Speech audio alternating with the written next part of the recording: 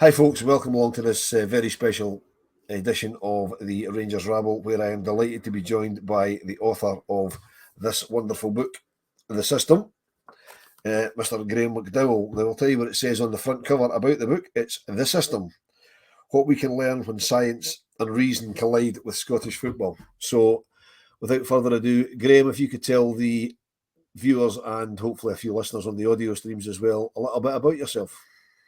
Yeah, thanks, Wilf. Thanks for having me on and saying the nice, kind words about the book there. I'm a lecturer in further education, work in the field of sport and coaching, and have done for the last 25 years. My son's an avid football player, so I've been kind of, involved with youth sport for the last 10, 15 years.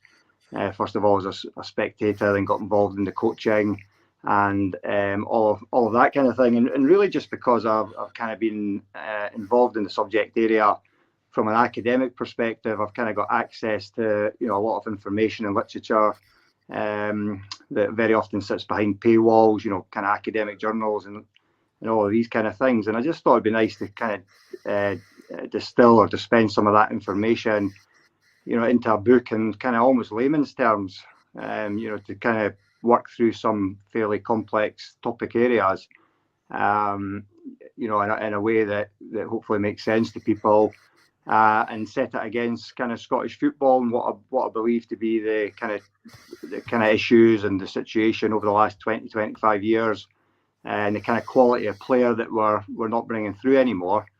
So I'd kind of access to that kind of information and also kind of a knowledge about the football scene, if you like. So I thought it'd be a good idea to put it in a book. It started in the kind of lockdown era where we all had a wee bit more extra time. So I just kind of started putting it together and finally finished it off this year. Yeah, I mean, looking at your publisher's bits about yourself, you hold a Master's in Philosophy degree in sports coaching from the University of Birmingham, just so people know that you are actually qualified to talk about what you talk about. You're also a lecturer at SRUCs, that's Scotland's, that's the rural. I should know what that means because there's one just along from my work and I can't remember what it actually means. Yeah, it's Scotland's rural college. They're in the process of kind of gaining university status. I'm also associate lecturer with the Open University. And like you say, just kind of involved in these areas in terms of kind of lecturing from a day-to-day perspective, but been involved with football coaching and Scottish football as well. So just kind of brought those two things together. Yeah. Okay. So again, going back to the publisher's blurb, I'll just read exactly what it says here from the website because I've actually read the book and it is very, very good. It is. You say you put it in layman's terms. Most of it's in layman's terms. There's one or two bits that are a bit. For a simpleton like me, they're a wee bit sort of, out there. But it is, I mean, I've given it to my girlfriend. Feedback, Wilf, actually. I've given it to my girlfriend to read, and she seems to have no problem with it. But she reads books a lot more than I do, so it's possibly the fact that I'm not really an avid book reader that there's a few little bits that I struggled with. Bit complex. A bit more complex, some of it, but she seems to be enjoying it. So I know that's really interesting. Really interesting, actually. So it says here, the system is a story of Scotland's mission to re-establish itself as a footballing nation that can produce world-class players again. After examining every aspect of the process, Graeme McDowell has concluded that we need to turn the system on its head to produce the type of player Scotland was once famous for. Now, I'm guessing you're slightly younger than me because you certainly look younger than me. And I can remember the days when there was good Scottish players, in fact, very good Scottish players in every decent team in the United Kingdom. I mean, I'm going back to the late 70s, early 80s when Liverpool were champions of Europe, Nottingham Forest were champions of Europe, Aston Villa were champions of Europe, and they all had Scottish players in them. Lots and lots of Scottish players in them, not just squad players, and I mean, having read the book, I know you think that's something that we need to try and get back to. Yeah, no, I definitely do. And I think just that era that you mentioned there was a fascinating era, and something I mentioned in the book. If you think back to that 1982 World Cup team, where was the World Cup in '82? Was it Italy? Spain. So the kind of 15, 16 players that were part of the first team squad for that World Cup finals, when they retired, they had 31 European club competitions winners medal between them. So 31 winners medals in European tournaments in that squad, which I think is just remarkable, and speaks to what you were saying about the quality of the player in that era, because they're in the top teams. If you're winning European club competitions, you're playing for the best teams in Europe at that time. And then obviously, if you fast forward to now and you were to look at, the current squad, that number would be almost non-existent.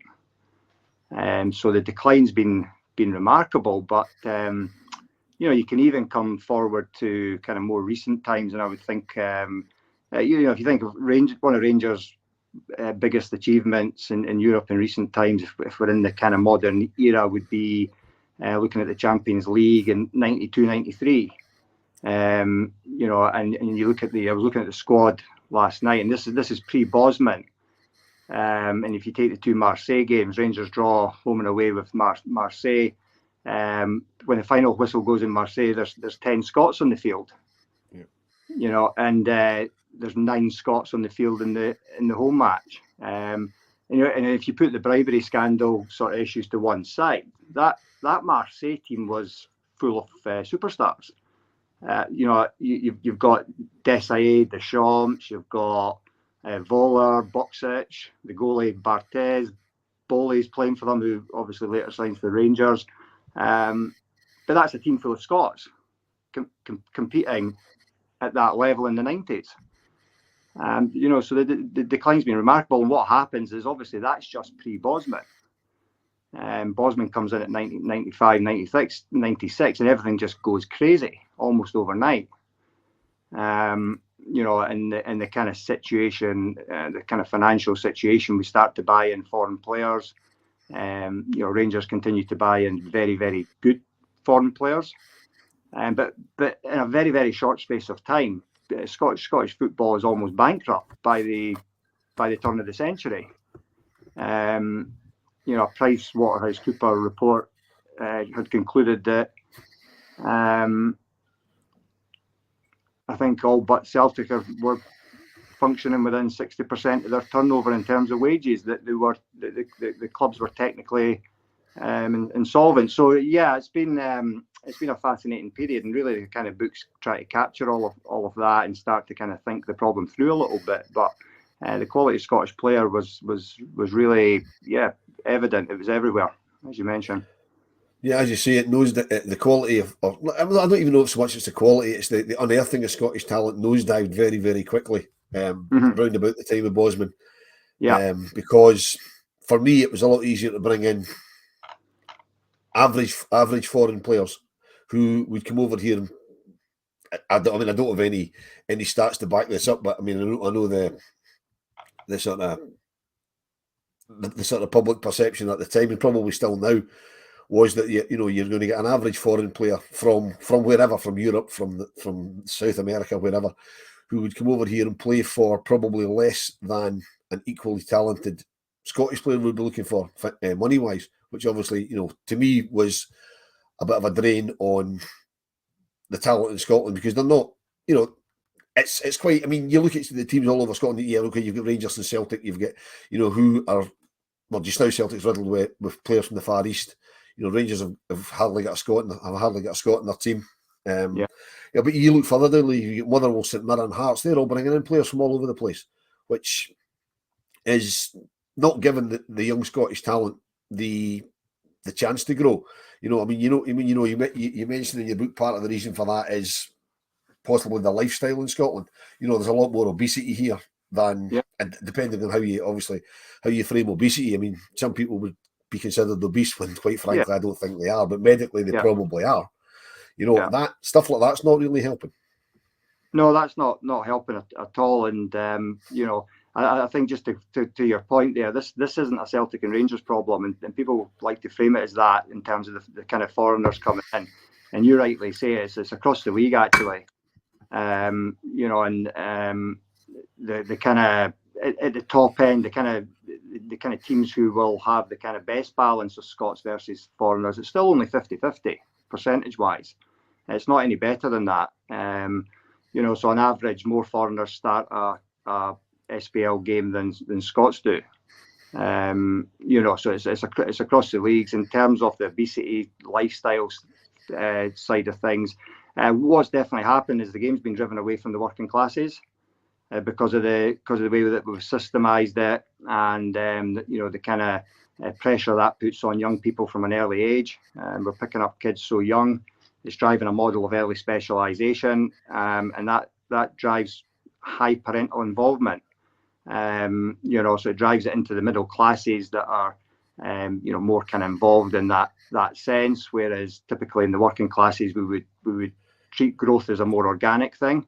It's not really parents driving you here, there, and everywhere, getting you the best boots and all of that. And the worry is that we've lost that talent pool. That the system isn't picking up all the kind of kids from the schemes and whatnot, and that would have historically been such fertile grounds of talented footballers. Yeah, I mean that doesn't help either. I mean, again, going back to my day, any spare bit of grass we played football, and they simply don't do that now. I mean, if I'm driving about and I see a team of kids playing football anywhere, I think that's great. Really good. But what doesn't help them? Yeah, it is. And what doesn't help them is that any council pitch, if you like, that's got in these days, they tend to be fenced in. You've got to pay to use them and all this sort of stuff. And that's to your point. It's coming away from the working class, because you can't just, put on your trainers, grab a football, and go to the nearest green space and kick a ball about. It just doesn't happen now. Exactly. So, I mean, what your book is touching on is we need to get back to more of that. I mean, you lean not fairly heavily, but you do mention a lot the Henry McLeish's review of Scottish football from 2009. Yeah. Which, to be quite frank, hasn't been acted on.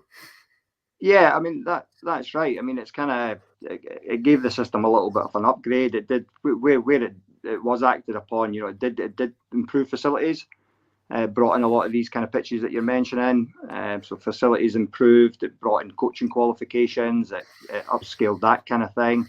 It was insistent on focusing on the talented kids. So it was about giving more to fewer. That in actual fact, they wanted to, latterly Project Brave wanted to kind of reduce the amount of kids that are in the academy system. So there's been a whole bunch of things that have kind of happened there that have caused this issue. Catalyst being Bosman. What's quite quickly evident is post Bosman is that there's something wrong with youth development across Europe. So in 1999, they started talking about the club licensing scheme, UEFA. Where if you wanted to play in European football, you had to have a formal youth structure in place. Scotland were part of the pilot scheme for that. We adopted it in 2004. And that meant all the way from the age of under 10 up to the age of under 21, you had to have some sort of academy structure in place. This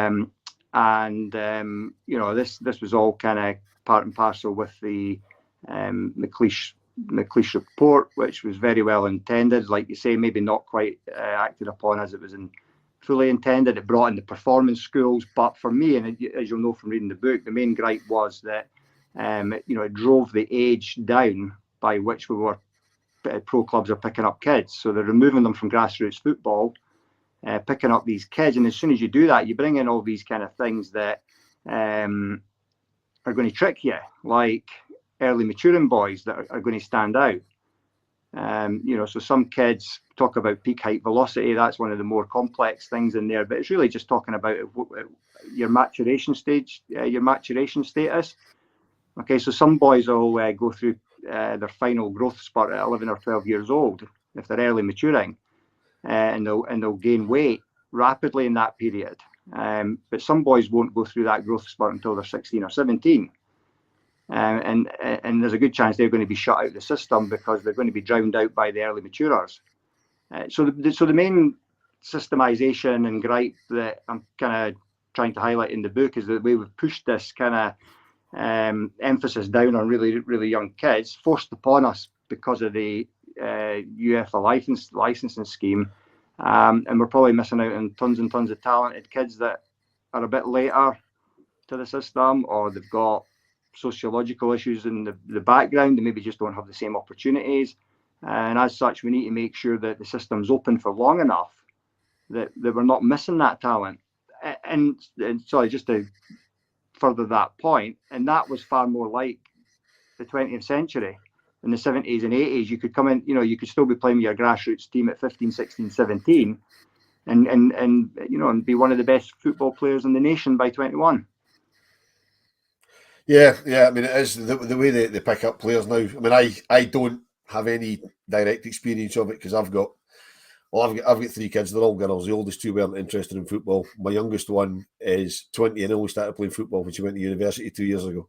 So, I had no, like you said at the start, your coach, your boys involved in youth football and your coaching and stuff. I know I've got lots of pals that do all that sort of stuff. I personally don't because my child that's interested in football didn't get involved in playing until she was 18. So by that time, it was out of my thing. But there's so much more emphasis on. I mean, the friends that I've got that get involved in coaching, they've all got to do a coaching course of some description.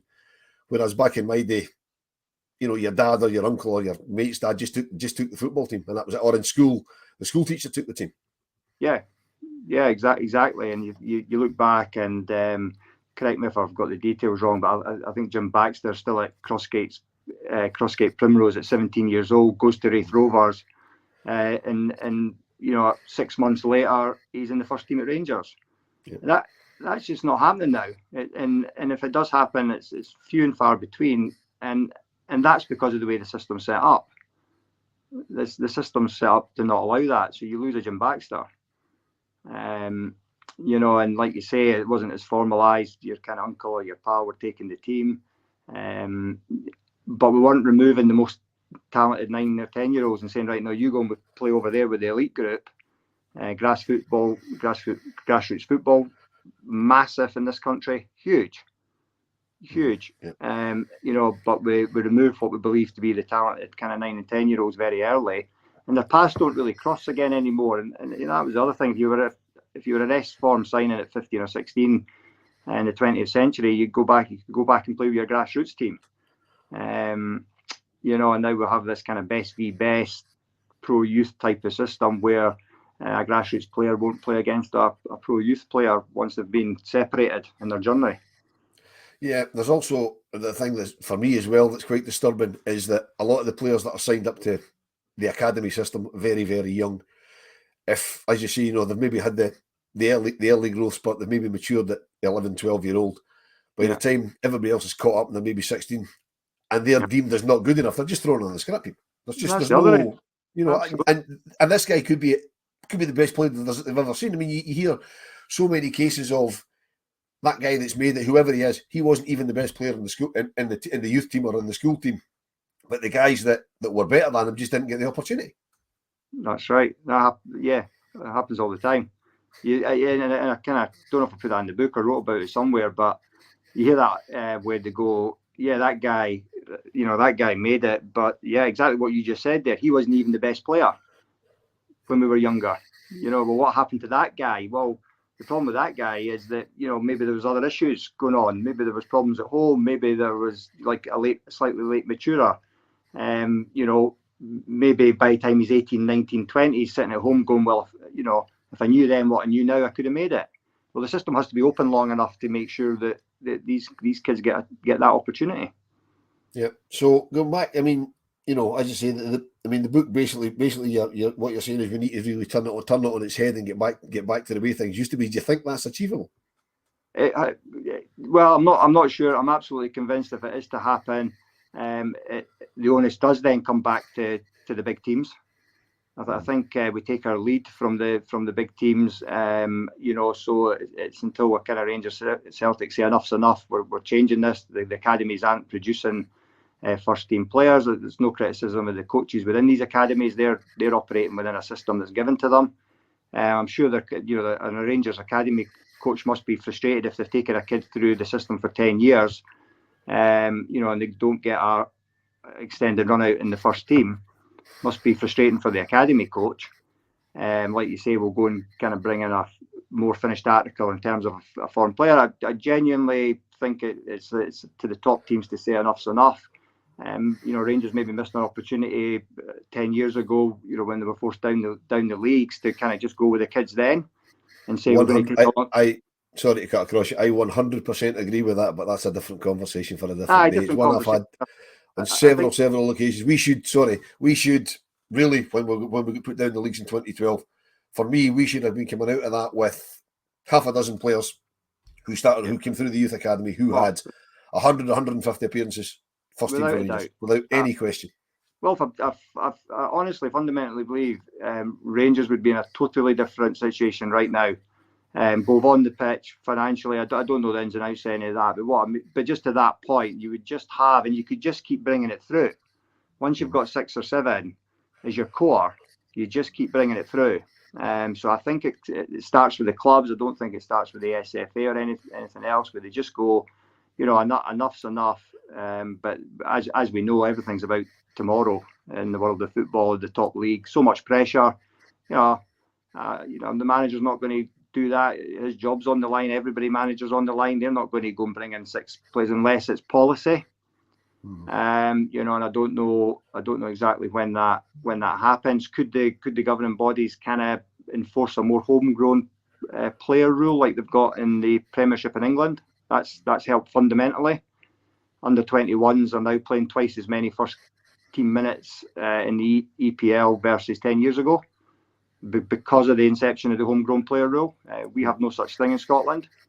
That's not helping, but yeah, it's for the clubs. For my opinion, for them, they need to change the culture. Yeah, I mean, the problem I see for the clubs, I mean, is that you're right. I agree with what you're saying, but like, for example, Billy Gilmore's a prime example that I always flag up when I'm talking about things like this. That at 16, he's about to sign his first professional contract. He's come through the Rangers academy, and Chelsea came in for him and offered him life-changing money for a 16-year-old, and he can't turn it down. Now, that happens to so many good Scottish players. The boy Ben Doak that came through at Celtic, exactly the same situation happened with him. He got offered life-changing money with Liverpool, and they've both gone on and made it. But there's so many other examples of that guys don't make it, and they end up in the lower leagues in England, and that just doesn't help Scotland at all. No, exactly that. There's always these kind of outliers where you'll get, like you say, a Gilmore, a Doak, a Patterson, and these guys, and it's the kind of survivor bias. We hold these, we hold these up and say, well, look, the system must work because these guys managed to do it. But in terms of just the sheer numbers, they're outliers. I would remove them from the conversation because it happens so seldomly. For me, it doesn't speak of the system at all. So yeah, turning it on its head for me comes from the top clubs.Maybe a little bit of policy change at an SFA level, and I have no doubt that the talent's out there. So has your as you say, you started writing this, the Genius. This was during the lockdown and the COVID 2 or 3 years ago. Has your opinion on what needs to happen changed any in the last maybe 12 months when, as you highlight in the fly cover of the book, that Scotland qualified for the World Cup in '98 and haven't touched a competition since? Well, they've qualified for the last 2. So is that more by luck than judgment? I don't know if it's luck than judgment. I mean, I look at the data and the players that are in these squads, and the SFA like to highlight the performance school graduates. So they put a little JD against the name of the squad. You've probably seen that in order to highlight that these players have come through the formal system. And so far we've got Gilmore and Patterson, who are the 2 that regularly. So I don't think it speaks of a system success, unfortunately. I'd love to see a Scotland team that was 80% performance school graduates go to a Euro finals, qualify out the group, beat one of the big seeds, and then we can say, absolutely, look, this is a systematic success. This is the system's produced this success, and it'll keep doing it. I think instead what we have is a manager who has got everybody playing, probably 10% above their kind of capabilities, getting the absolute most out of them, puts square pegs and square holes, and it's the effect of the manager being able to do that, I think, as far as I can see. Yeah, so I mean, so your opinion hasn't changed really. It's still the system. It's not changed. Yeah, absolutely. To your question, it's not. I mean, you look at the you know, the younger Scottish age groups, the 21s and the 18s and things, and they do the same, you know, same sort of thing. There is a few coming through, but the thing that I've always thought, and I don't know if it's anything to do with the system or anything like that, it seems to be that Scotland can have great teams, great players up to under 18s to a degree, up to 21s. Then they just seem to fall off a cliff, you know. Yep. And no idea why that is. I mean, for me, that could be a society thing. It could be the way the clubs are, you know. Yeah, it's something that really needs addressed for me. It's like you say, Wilf, it's definitely a mix of things. But playing age group international football is a really good indicator that you're not going to play senior level international football. Unfortunately, you know, I would draw attention to I think it was the 2014. In 2014, we got to the final of the European Championships at under 17 level, I think, and nobody from that squad has yet been capped at senior level. So wow, you know, and that kind of shows you the issue of being good young. You know, potentially you're taking advantage of a lot of kind of maturation things there. Good football players, combination of things, but the biggest thing is that they aren't able to take the step up to first team football regularly with their parent clubs, and that just stops the growth. But where you do see growth is you see growth with you know, an Andy Robertson, or you know, even a John McGinn, who have kind of worked their way up from a lower level, and the growth doesn't stop because they're able to get first team football at every level. Yep. Whereas if you're at Rangers or, you know, Celtic or these kind of teams, the chances of getting first team football is pretty small, and it's going to stifle your growth for sure.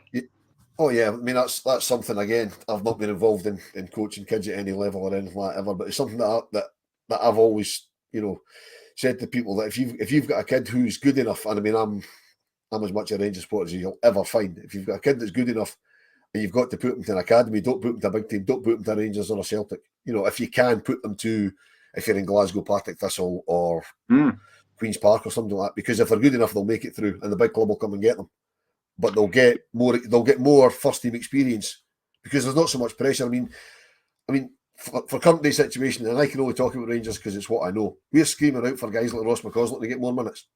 The situation we're in just now, managers aren't prepared to take that risk on them, although these guys are really good. Whereas if he was at Motherwell, St Johnstone, he'd be playing every week. Absolutely. And you look at you've got the boy Rice, haven't you? Yep. You know, and you know, Bill was playing at him. He was talking him up, and I dare say, you know, a real good player. You want to see him play it, and he needs to play. Yep. You know, and I looked when Bill mentioned that, I went and kind of had a wee look at his development and background, and had come through Motherwell, I think. He did, yeah. Probably the same time as Lennon Miller. Yeah. Lennon Miller, yeah.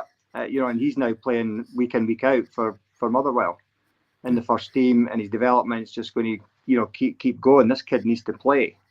I couldn't agree with you more. And until that kind of decision is taken by the clubs, that it's a policy decision, I'm not sure that's going to happen. Or the players have got to get played, or their growth's going to be stifled, and that's not benefiting anybody, club or country. No, it certainly isn't. I mean, they also think something else. I picked out the book, and I just like the expression, and it's one I'd never heard of before. And I think the way you framed it, it's probably is one of the reasons that some of the talent doesn't come through in Scotland is tall poppy syndrome.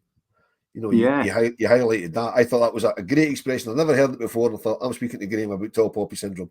So I think, as you pointed out in the book, I think that's part of the reason that, you know, Scottish players possibly aren't as successful as they should be. Yeah, just that kind of fear of standing out. And yeah, absolutely. And, you know, that's one of the things that McLeish in the review had wanted to kind of emphasise. That's why he wanted to put his emphasis on, you know, celebrating the talent, you know, and getting away with this kind of tall poppy syndrome where we cut people down because they're good, and therefore kids are kind of scared of standing out because they're kind of ridiculed. And sometimes that will, you know, result in behaviour that isn't kind of desirable. So yeah, I mean, I kind of think that I relate to that growing up. Certainly, I remember that kind of notion, and you will do too, I'm sure. Where you kind of don't get too big for your boots. Yeah. Kind of thing. And I talk about the old days of the Gallus Scot, who weren't too scared to get a wee bit big for their boots, and just kind of stand up for themselves and that kind of thing. So definitely a cultural thing there, I think. Yeah. Yeah, because I mean, you talk about the Gallus Scots. I mean, it was Gallus Scots that basically, took football to South America, for example. To start with. So without that, sort of thing, that sort of cultural thing back then football in South America probably wouldn't be what it is now. So it is definitely a cultural thing from that point of view. And the problem is that when we get back to this kind of aspect of selecting kids at 9, 10 years old, we've driving the game away from the working class, we've probably lost a lot of that character that's out there. All the cheeky wee kids and all that probably wouldn't fit into a formalised system because they get kicked out for being a wee bit cocky. Well, actually, that's probably exactly where the talent is. You probably lose a lot of kids that are put into that situation, 9 and 10, that are really shy and can't adapt to it. And we'll sort of, their parents will say, "No, he's not enjoying it. I'll take him out." When in reality, he's just a wee shy kid. He needs a wee bit of a cuddle. He should possibly go into that system a little bit older. Absolutely, and exactly what you get. You lose the both ends of the spectrum when you try and systemize something from a young age. So you've got the shy kids at one end, and then the really cocky kids at the other end, and who are no, he's too much trouble kind of thing, and that guy's too shy. So we get the middle ground, and you get a very kind of similar type, if you like, that they kind of sort of look similar.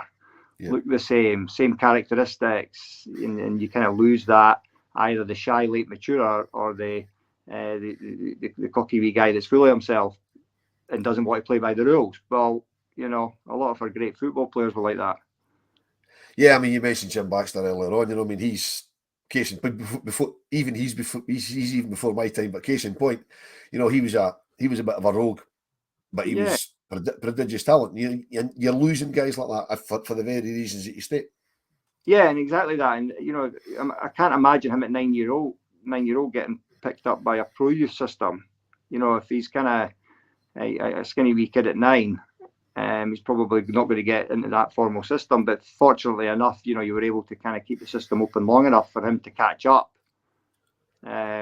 Physically and all of these kind of things, until you just can't ignore it. You just can't ignore the talent anymore. And then they're kind of brought in. Yeah, they're definitely an issue.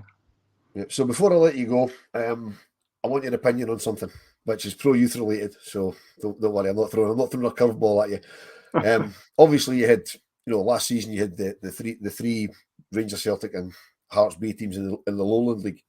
Yeah, a couple of seasons, and then Rangers pulled out of it to do this best v best, which you referenced earlier. Yeah. Do you think that from what you did studying for the book and things like that the teams being in the Lowland League is going to be is helping the younger players, or is the best v best a better option? I don't know how much you know about that sort of side of it. Yeah, I think neither are a particularly good option. In my opinion, I think the B teams in the Lowland League, well, in both options, it is really just we don't know what to do with these players at this point, so we need to do something. So we either create best v best, or we get them into the Lowland League, or we create a conference league, because fundamentally we're not going to progress them into the first team. They're still here, they're still under contract. What the hell do we do with them? And to me, it's driven by that rather than anything else. I mean, I understand it's driven by development as well, but it's not providing that developmental situation that's going to produce the outcome. So yeah, I don't think any of them. But do you have an opinion on that yourself, or would you see one better than the other? I like the Lowland League thing. I liked Rangers being in the Lowland League because it was formalised and there was something to play for the players every week. I thought that was quite good. What I didn't like was the fact that because it's three of Scotland's big teams playing up against well, if you want, for want of a better expression, and I hate the expression journeyman footballers, guys who that's their level, and all they're doing is they're basically trying to make a name for themselves. There was, I mean, I used to go. I've been to a lot of Rangers games in the Lowland League, and because obviously you'd expect the B team players to be quicker and fitter and faster and things like that, and they were getting clattered quite a lot. And I don't know how much they particularly learnt from it. The best v best thing I quite like, but it's similar age groups. I like what Rangers are doing with it because we're playing, just this season. It's changed a bit this season. They've played a couple of European first teams. Yeah. And they've played sort of our under 21s or B team, if you like, against under 23 teams from England and things like that. So they're playing a better level. The thing that I don't want to go back to happening is what happens at the under 17, under 18 level. That these guys, because they're in academies, they're playing. The Scottish teams are playing each other, and the players are playing their mates from international squads, and they're playing the same players every week for 5 years. They start off at under 10s, and they're playing. Say it's Rangers are playing Celtic, and the players are more or less the same 4 years later when they're playing at under 14s, under 15s. They're not going to learn anything from that. No, I totally agree. Like I say, I think it's just literally we have to do something with these players because we've taken them through the system. I don't think it'll ever happen. But if Rangers were to have a philosophy like the one I talk about in the book with Bilbao in Spain, where 80% or 85% of your team has to come from, let's just say Scotland. I genuinely believe that within a 5-year period, you would have a production line of talent coming through. Periodically, you'd be competing in the latter stages of the Champions League, like an Ajax almost. It kind of comes every 3 or 4 years because the talent gets sold, and then they have to wait for it coming back up, and have to wait on it getting first team football, and then they go again. It would be a great economic model. It would put millions in the bank. It would have millions of pounds worth of assets on the pitch. But it would be relinquishing the opportunity to win a title for a few years, because you'd be literally saying, no, we're starting from ground zero here. This is going to kick in a 5 to 10 year period of time. But therein lies the problem for Rangers and for Celtic, because obviously the support aren't going to accept that, and I know that because I'm one of them. The support aren't going to accept that. But to the same vein, it's not happening in any other team. It's not happening at Aberdeen, at Motherwell.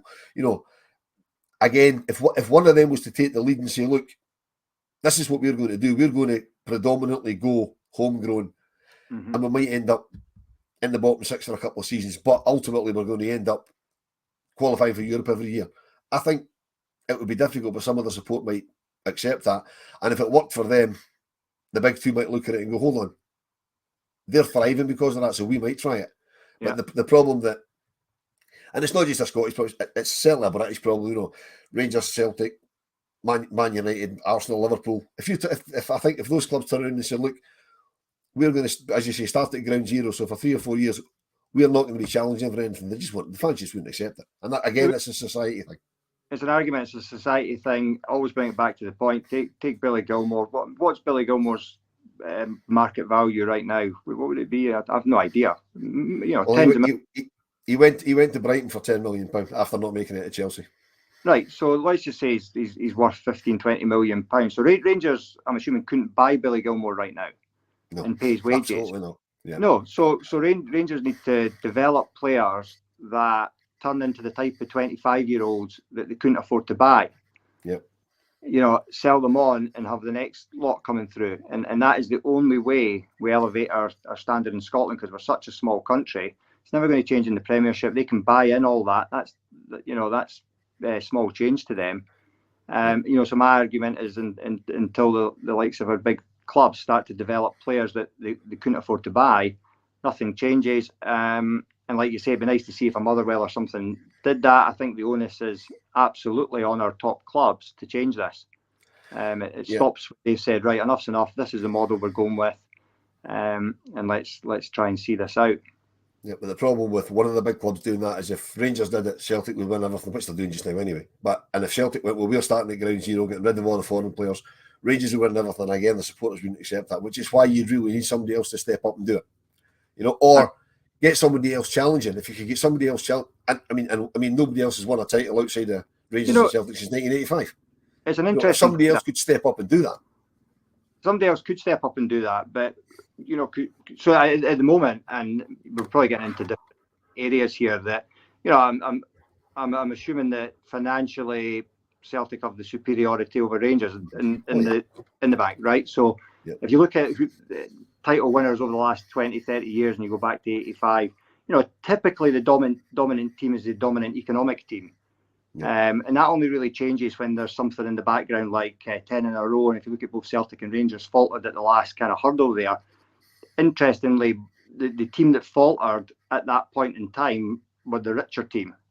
Okay, so Rangers have the richer squad in 97, 98. Celtic have the richer squad in 2021. And it's just that psychological hurdle, try to win 10 in a row seemed to be the problem, right? So nothing changes really that much when it comes down to just pure economics. Typically, the richer team continues to win.